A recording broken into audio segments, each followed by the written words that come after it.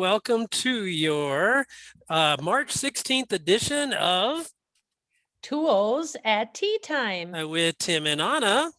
on Tuesdays. And as usual, we are very happy to see you guys. Thank you for coming, especially those of you that are here today. So we're going to go ahead and do a quick check-in. And I think, Anna, I think that's you, isn't it? Yes, it is. So for the four of us, we know that you are either currently on your spring break or on your way to your spring break. Kaitlyn and John, are you guys going into spring break, or what does it look like for you guys? End of the month. Okay. Yeah. And Kate, for me. Okay. Yeah, same for me. So what are you guys looking forward to? So instead of just going ahead and putting it on the chat, why don't we just quickly share what we're going to do? go ahead, Kaitlyn. I'm on day 2, and the most exciting thing I've done so far is the door latch in the Jeep broke. So I learned how to take off the door panel in our Jeep Grand Cherokee and replace the door latch. That was like the one thing I was looking forward to because I'd never done that before. And it was actually a lot of fun. I love getting my hands dirty, so I love it when people include me in that process. Oh my. Other than that, sleep. Sleep is a wonderful, wonderful thing. Yeah. All right. How about you, John? What are your plans? Well, I think I'm gonna go skiing. I want to get out and go skiing one of these days. And I think I'm gonna continue to work on a book I'm writing. So. Oh. Yeah. Very Trying. Cool. We want to hear more about that. But yeah, this is snowiest month in Colorado. Got to take advantage of that. That's right. Well, thank you for sharing that, guys. So I thought that we would go ahead and move on down our tea time road. You've got mail. And our email today comes from Rhoda, who we didn't even know about, Rodney's twin sister. And she writes, "Dear Tim and Anna, I really enjoyed the October 20th episode that Kevin Marlett did about the power of gamification to engage and deepen learning. And it got me thinking about how we might be able to use gamification and play to tell if our students are building the social emotional skills that make them happy and successful. Wouldn't it be great if it helped us to build relationships with students too at the same time? Signed, Rhoda, Rodney's twin sister." How nice to have the whole family represented. Well, I'm so glad that Rhoda thought about that because this week's theme is using social emotional data to empower. All right. And so we're going to go ahead and introduce this week's special guest, as well as the tool of the week. And today's special guest is no stranger to any of you. She's a longtime Tools at Tea Time participant. She's a 7th grade science teacher at Sierra Middle School in Douglas County Public Schools. She is loved and respected by both her students and her team members for her dedication. She's inspired Anna and I by the way that she's constantly assessing the strengths and weaknesses of her teaching practice and tries out new strategies all the time and tools in order to give her students the best each day. So today she'll be talking to us about, wait for it, games that build relationship. So use those reaction buttons to warmly welcome today's special guest, Kaitlyn Elliott. Kaitlyn, welcome to Tools at Tea Time. Thank you.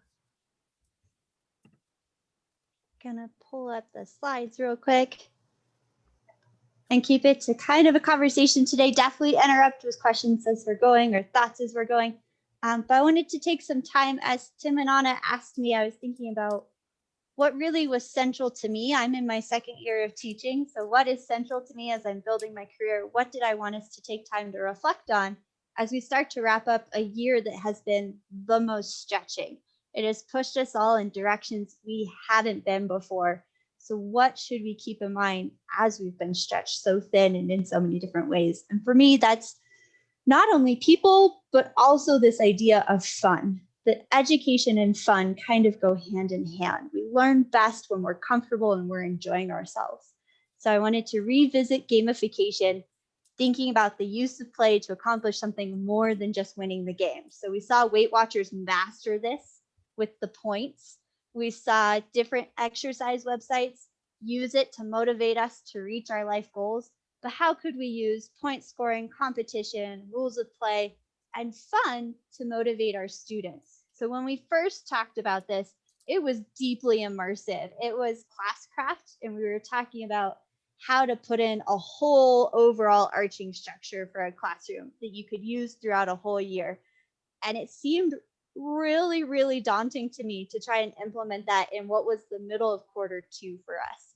So I spent a lot of time after that October 20 episode thinking about what can I do to give my students a similar experience, but have it be less time intensive, have it be something that we could try it out and test it and figure out where it was going and what kind of data I could get from it without investing the hours and hours that we might get from a more immersive gamification. So I started to think about it as this scale from the most immersive experiences, Classcraft and Class Dojo, to those things that you could pick up for 5 minutes, talk about it, play with it, and then put away. So you wouldn't have to come back to it time and time again.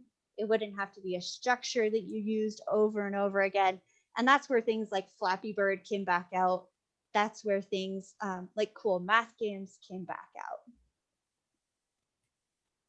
Makes sense. So I stuck to that casual gamification side for this year because we've, again, been stretched in lots of directions. So how can we start over here? And these slides are in the folder that we'll get a link to at the end, and all of them are linked. So if you're interested in any of these games, the links are there to try them out. So as I started to implement them, I saw 3 different kinds of data. 2 of them we already record. 1 of them is really important, but we don't necessarily always record. So the first type we all record is content. Thinking about those statements of I know the levels of organization. I know Newton's 3 laws. I know how to run an investigation. Those content knowledge grades, those content statements that we make. The second is work habits, which is really important for middle school as we're developing our character as a student. How can we do things? I can remember my pencil.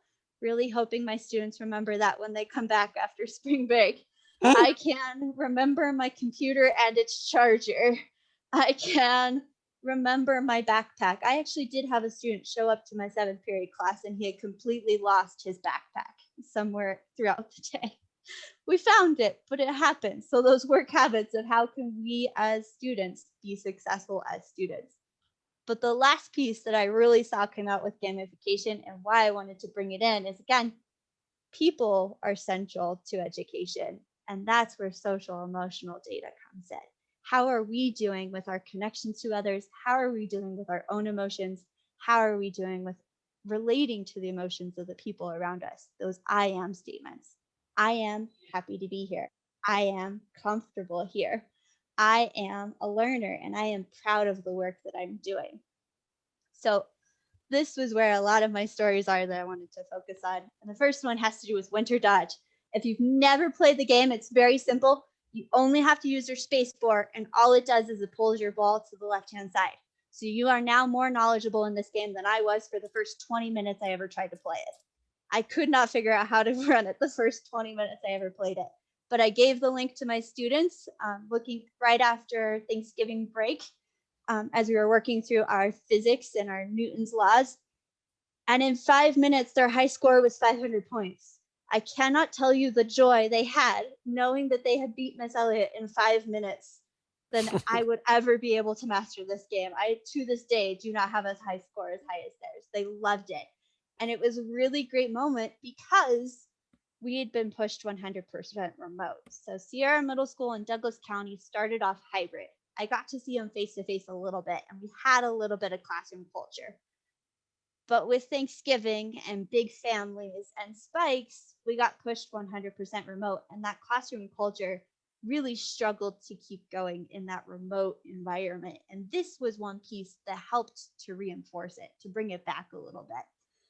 And so what I had them do is they didn't have to have their cameras on. I don't believe in forcing kids to have their cameras on, but they had to unmute. And so they started to have conversations. And one of the coolest things that happened in a period is I had a student who's typically like the straight A's, super hardworking, great student, couldn't figure out the controls to the game. She was stuck where I was when I first tried to play it, that just could not figure out what was going on with it.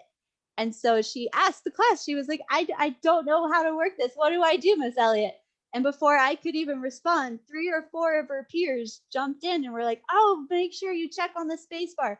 Oh, if you get close to the trees, you get more points. Oh, if you get going fast enough, then you've got enough momentum and enough force that you're going to just go through the tree. It's not going to stop you. So they started to pull out some of the vocab from our unit, that content, but they also built relationship to each other. And to this day, that period has the strongest class culture of coming to each other's help that I've seen out of any of my classes. So it's a great exercise to give them a simple game, but to give them that chance just to talk through it together too, to challenge each other, that we really see in gamification, and then start to bring content to it. So with this one, we thought about what kind of physics did the game developer have to think about? And from some kids, that was like, I don't see it. I was like, well, is it going downhill? Well, of course it's going downhill. That's the whole point. How do you know it's going downhill? What forces must be involved if it's going downhill? So we started to pick apart those ideas of how, even in a virtual world, that content comes into it. But we did it together in a way that we all pulled in that social emotional connection. And what a cool thing, Kaitlyn, that you took students who were not necessarily the strongest academically, and you put them in the position of helping those that are usually academically strong by capitalizing on that relationship and their out of school strengths. Yeah, they loved it. Those kids who are normally deeply into video games, they absolutely loved being the person that was like, I can explain this one. I've got this one. And this was another one that they loved. This one came out in spring, and I didn't use it for content. I used it for my advisory class because I've got a few perfectionists, including myself, who needed a chance to think about social emotionally. How does that perfectionism start to affect you over time? So this idea of drawing the perfect circle, 100% equal distance around the center in every direction. I gave it to my advisory kids to let them play with, and they almost didn't end up in first period on time because we were so excited about it. So they started off setting a realistic goal. They're like, I just want to see how I do. And so they would start off in 60s and 70s, and they're like, okay, now I have to get 100%. And I started to notice as they went on, part of the class became really obsessed with 100%. The other part started to draw Christmas trees and realized that the Christmas trees actually were better than their circles in some cases. So it was that chance to think about, there's some emerging classes here, there's some emerging behavior here, to think about how we approach that work and how can I use this as a chance to see how they approach their work in class as well. So the two groups I really saw, wrong button. When you link all your pictures, again, it's linked. I recommend trying them out. They're fun games. But I saw two groups start to fall out from what I saw.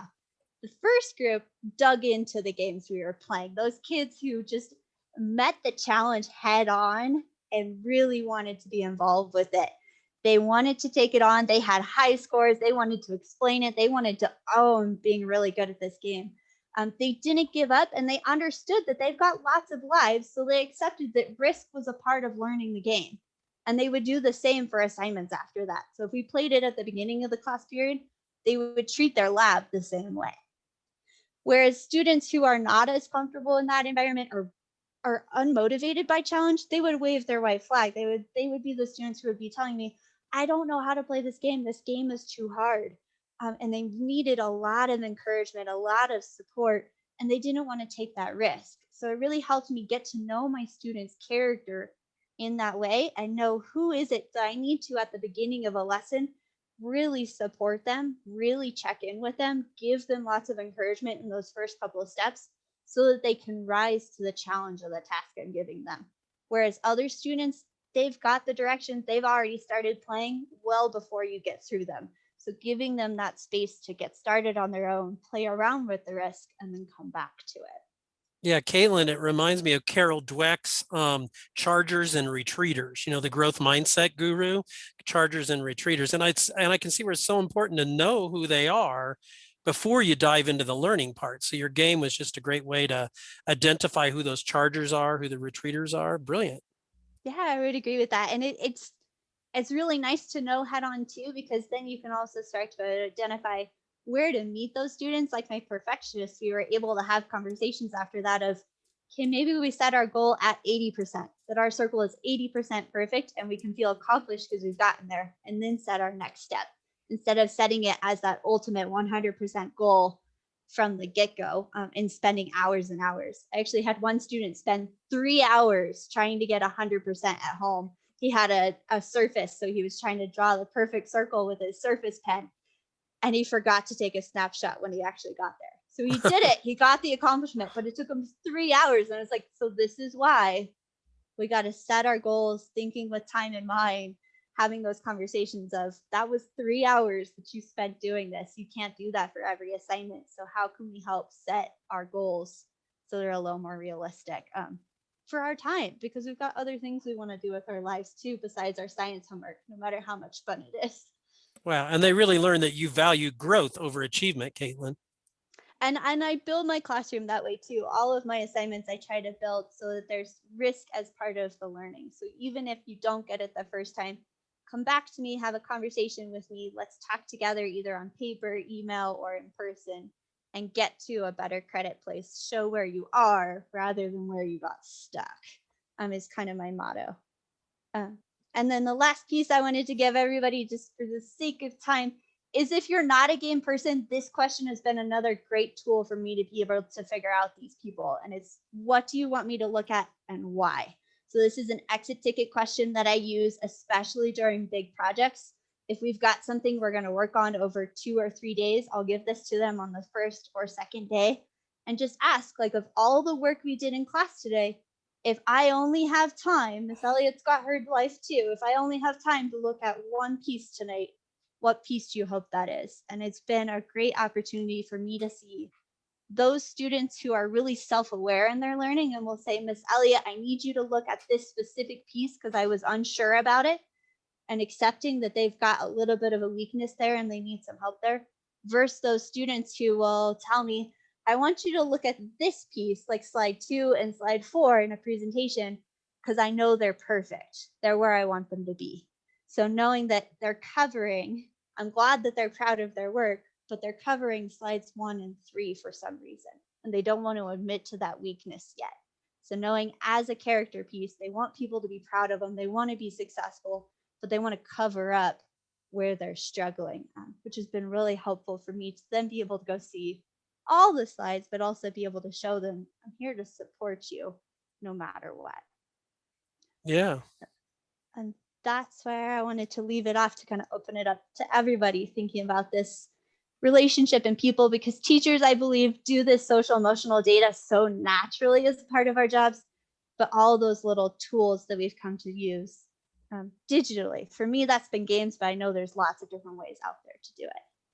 All right, that's really interesting. And I love how you really focus on the whole child, Kaitlyn, not just on the cognitive academic part, which is the thing we as teachers are just constantly told we're about. But kids are complete, and you have to think about all that. So that's interesting. Okay, well, Anna, I think that we're about to go to breakouts, and I'm going to go ahead and divide them into groups. If you don't mind, kind of let me share my screen and let's talk about the prompt. Sounds good. Okay. Thank you, Kaitlyn. That was really an interesting way to look at this, and those games look really fun. I'd love to try them. When you go to your breakout room, think about this. How do you regularly check in with your students' personal character and monitor their social-emotional growth? Okay, and we're going to send you to breakout groups now. And if you happen to be in breakout room 2, would you mind staying here in the main room? Don't accept that invite. And that way we can have your little conversation recorded for those who watch this episode later. So if you get an invitation to breakout 2, please don't accept. Stay here. Okay, here we go. I'm going to open all rooms.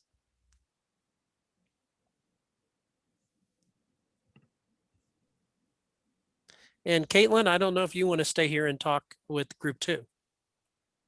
Sure. I was just going to ask if I should stay or if I should go. Yeah, would you? Thanks. So it looks like it's Tabby and Tracy and you in this room. So hi, Tabby. Hi, Tracy. Hello, hello. Hello.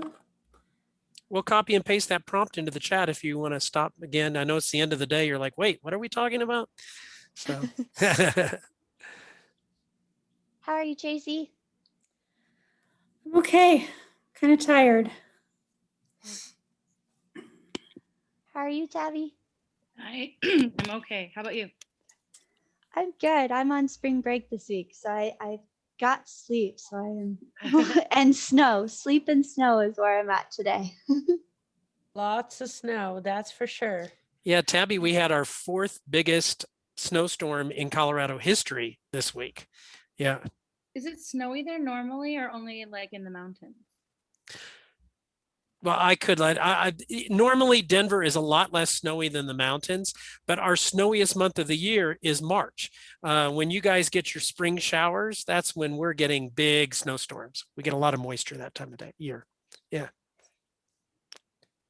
So I think it's interesting, Kaitlyn's idea that we not only track like skills and knowledge, and we like what kind of thinking skills do they have, what kinds of knowledge are they gaining, but that we also track like who's being responsible about bringing their pencil to class and turning in their homework. But this third component, like tracking who's a growth mindset, who tends to be a retreater, who's a charger, and using games to build relationship and get to know students deeply as a way to like kind of collect information on them. How are you guys doing that, Tabby, Tracy, to kind of collect information about your students' characters so that you can then meet them where they are? So I myself have it easy actually on this front. My school is very small and I am the science department. And sometimes when we have bigger enrollment, we have more kids come in, but I teach all the middle school and high school science. So 6th, 7th, 8th grade, 9th grade biology. I alternate between forensics and AP biology. I teach chemistry. So I know my kids from forever. And so I just, it's really important, like to build relationships with them and to know their interests, or like, oh, how did that soccer tournament go, Sammy? Or Soha, I saw this, the library is doing something with animators and I thought you might like to go. So just like trying to maintain a connection with them, coaching them, always like pushing them to science where I can. But the kids who that's not their favorite, I always find ways to just check in with them, like just know them as a person. So this one I've just got just know them for a long time. That helps me do that. But with the new students this year, that I don't know as well, and that I only see them some of the times, and then when we do, like the kids are quieter and they're not moving in centers, and labs are a lot different, and so just I ask like kind of questions. We do this, or did you do that at your old school?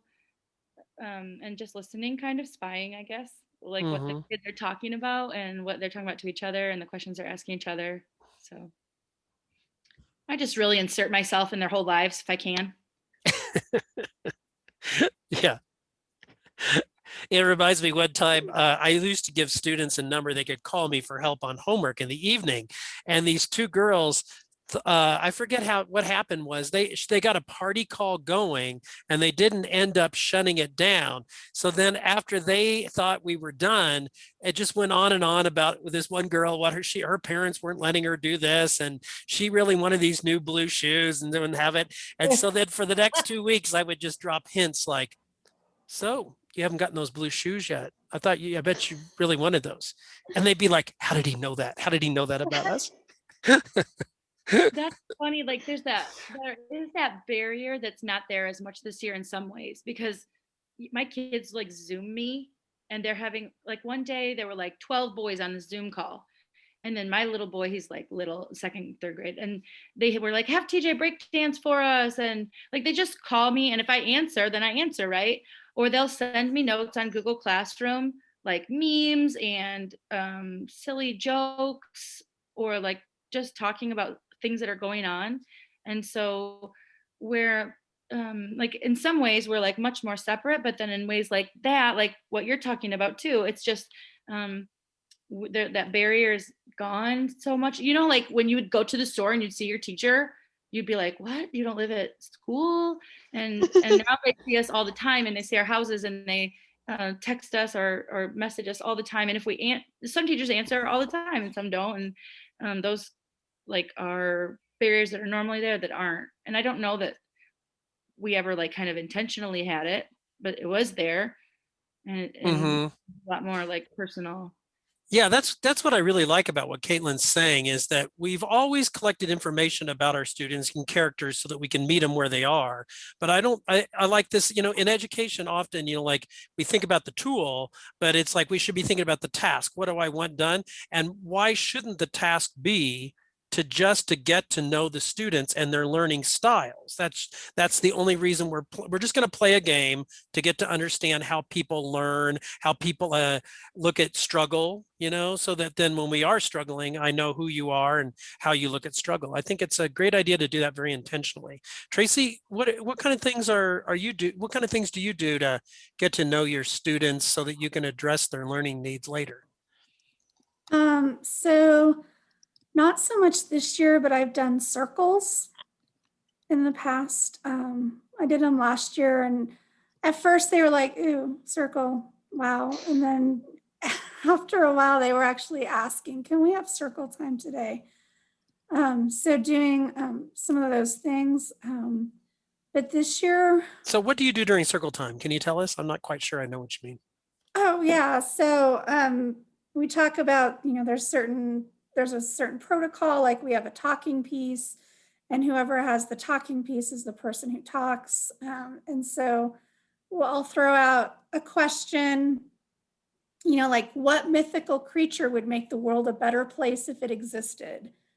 And so then the talking piece would go around, and the students would share. And just kind of building those relationships and building that classroom culture of feeling safe. Because towards the end of the year, I would get, into some like deeper questions with students. Yeah. And so that's been a little bit harder this year to do. But I have been doing like check-in. At the beginning of class, I do a Jamboard as a check-in. And so I'll often ask questions kind of like that, like, like, what did you do this weekend? Or today's question was, would you rather shoot spaghetti? Sorry about my dog. The dog loves your ideas. Would you rather shoot spaghetti out of your fingers or sneeze meatballs? So, just kind of mixing it up and getting to know them a little. I remember doing circle with my kids when they were little, when I was teaching, kindergarten, and sometimes just asking them, what did you eat for dinner last night? And they would love to share that and love to share it. But you find out some really interesting things about the kids, the ones that ate cereal or, always eat takeout or don't eat, it's just little things like that really give you some insight. And why not plan those tasks in a really intentional way to get that information we need to be able to understand especially what's relevant to learning, like how curious are they, how brave are they, those things. So everybody, we're going to take time to discuss more and get questions if you would like to ask Kaitlyn more questions afterwards. But we've reached the end, my friends. We'd like to respect your time in getting you out of here. So just a reminder that we will be on a 2-week hiatus for the next 2 weeks because the majority of school districts are on spring break the next 2 weeks, but we will be back on April the 6th. And I'm going to let Anna tell you a little bit about that episode on April the 6th. Yes, so we're excited to see everyone back here on April the 6th. It is going to be a great episode for a lot of reasons, but this is one of the reasons. Hannah Haling, she is a music teacher at North Elementary, and she uses a program called Seesaw. She's going to share how this program helps her support her ELL students in an asynchronous environment be more independent. And if you had fun, Please tell your friends to join us and be sure to let us know what topics you would like to see in the future. Yeah, and don't forget that from now until the end of the school year, the museum has all programs for students, on-site, off-site, virtual. They're all 50% off for every school. And if your school is 50% free and reduced lunch, then you can get 100% free. And but we even still have money in the bus fund to get your kids to the museum. The museum is open and the number of people coming is increasing. We've got the health departments allowing us to bring more in. Our new professional development courses for the summer, I was hoping they'd be ready tonight, but they will be online tomorrow. So be sure to look at those. And if you find something interesting, we'd love to have you spend time learning with us this summer as a teacher, celebrating that end of the tough year and getting that kind of learning that you like to do during the summer for you. That's awesome. So thanks for spending another half hour with us. Kaitlyn's episode resources are in this folder right here, and we will paste the link on the chat. The recording of this episode will be archived on our website, which is dmns.org. And in the next 2 weeks, whether you're skiing or sleeping or reading a good book, enjoy your spring break. Yay! If anyone would like to stick around and ask Kaitlyn questions or bring up things you wanted to discuss, we'll be around for a few minutes. Kaitlyn, you don't mind staying for a couple minutes afterwards? Happy to. And thanks again, Kaitlyn, for being our special guest this week. Thank you for having me. Okay. Have a great week, everybody. Yes, I hope you're not still digging out. Kaitlyn, I was just going to say, like what you were talking about with your games and this idea about us getting to know their learning styles, but then at the end, somebody, I don't remember if it was Tim, said something that made me think too. It's not just us getting to know the kids' learning styles, especially, all the teachers are probably pretty collaborative, but like in science class, a lot, right? So I love for my kids to know that about each other too. Like, this person, even if they don't explicitly like think those kind of teacher language that we are using, they know like, oh, this kid doesn't like a challenge maybe, or like they want to lead, or this person's even just better than me at art, but I know that I'm really good at math or whatever it is. So it's not just us, it's the class that's learning about each other through these games and discussions about them. Yeah, and it's so low stakes. It's one of those things that's low floor, high ceiling. So almost anybody can enter the task, but it goes as far as they want it to. That they're collectively building that communication, which I find really cool with it. I also do a similar Jamboard thing to you, Tabby, and I had them do memes for a warm up one day because they all like to pretend that they're meme lords and that they know all of the memes on the internet. So I said, post one, teach Miss Elliott. What meme are you feeling like today? And one of them was this ceramic chicken that they just loved, and they filled the Jamboard with the chicken. And to this day, that class is so obsessed with that meme. The first time it popped up was December, like beginning of December. And when we came back hybrid, one of the students actually printed it out and hung it up in the classroom because they love it so much. So it's one of those things that they build that space for themselves and how they interact with each other. It always makes me think of that chicken. And Tabby, to your point, like we often think games are wasting time in class, but think of how much wasted time we have because we put groups together that are dysfunctional. Like we didn't group them right, and they didn't know each other well. And so one kid talks the whole time, that kid named Tim or something, and then the other kids don't ever share their ideas. And it's not really wasting time if you can get them to know each other well enough to work better in groups. That's great. Yeah, and encouraging them to be braver in sharing their knowledge too. I've had a lot of students who are really quiet because of this year, because there's less face-to-face time, there's less of that collaboration. That the first time I really heard them in class was in tasks like these games, where it was less about the content and more about, hey, just share with me how you're doing with the game, share with everybody what success you're finding. So they weren't necessarily the students who did all of the talking, that suddenly their voices were starting to come out a little bit more. Wow, that's like their door into the learning community, something they've been felt shut out of for a long time. Even if their comment was just, Miss Elliott, I really don't get this game. They were still more willing to share that than they were to say, I don't like this assignment. Because they want to make you proud and they want to be a part of that community. But with a game that's kind of silly and kind of something just to get them talking, they're much more likely to tell you, like, this just wasn't my thing. I didn't enjoy it. Kaitlyn, what other games besides cool math games are, as far as, a place to go besides just cool math games? Legends of Learning is a good one. It's gotten, the security on Legends of Learning has gotten tighter. So be careful as far as you want to set it up ahead of time so students can get into the games that you want them to play. A lot of them are .io games. So there's a lot of, and they don't require Flash is the great thing. So I when was just Flash shut down, my whole life they is all ruined. work. I know, it got rid of so many great resources. But .io games are really good. Yeah. And ask your students too, because they end up playing them a lot during their free time. Like, I was looking for ways to connect with my own friends my age. So I asked a couple of students who I knew played a lot of games, like, what do you play?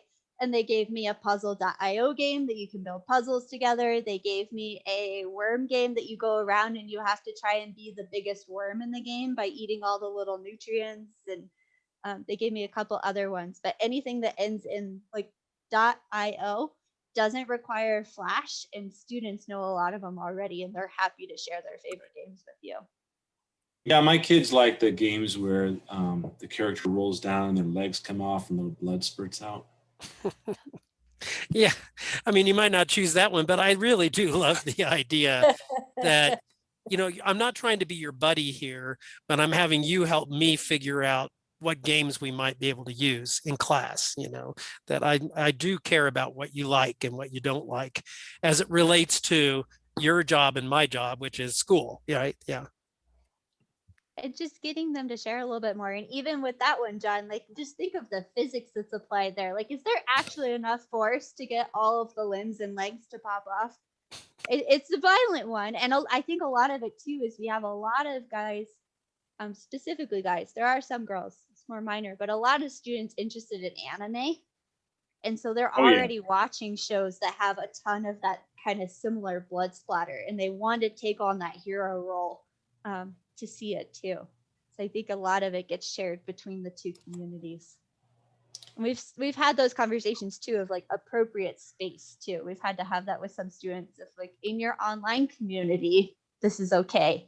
In school, here's our focus, like Tim's saying, that we're really using it to get to know each other, to get to know our learning types, to get to know each other's learning types. And it's not as appropriate to have what you would use in your online communities sometimes. Yeah. Anybody got a last? Anybody got a? Go ahead. I'm sorry, John. I was just going to ask, Kaitlyn, have you seen that game Run 3? The little character and the things change and you're in space. Kids love that. Yeah, and Scale of the Universe, they like that one too when you're doing levels of organization, because you can zoom in all the way or you can zoom out, and they start zooming out first and they're like, there's stuff bigger than the solar system? You've made it to 7th grade and you don't know there's something bigger than the solar system? Okay, that's a good place to start. Yeah. Thanks, Tim. Scale of the universe. Scale of the Universe. Well, thank you to those of you. Yeah. Thanks for sticking around afterwards, asking questions. And again, Kaitlyn, thank you for being so creative and really listening deeply to your students. It's always a pleasure. Thank you. You guys have a wonderful rest of the week. Thanks, Anna.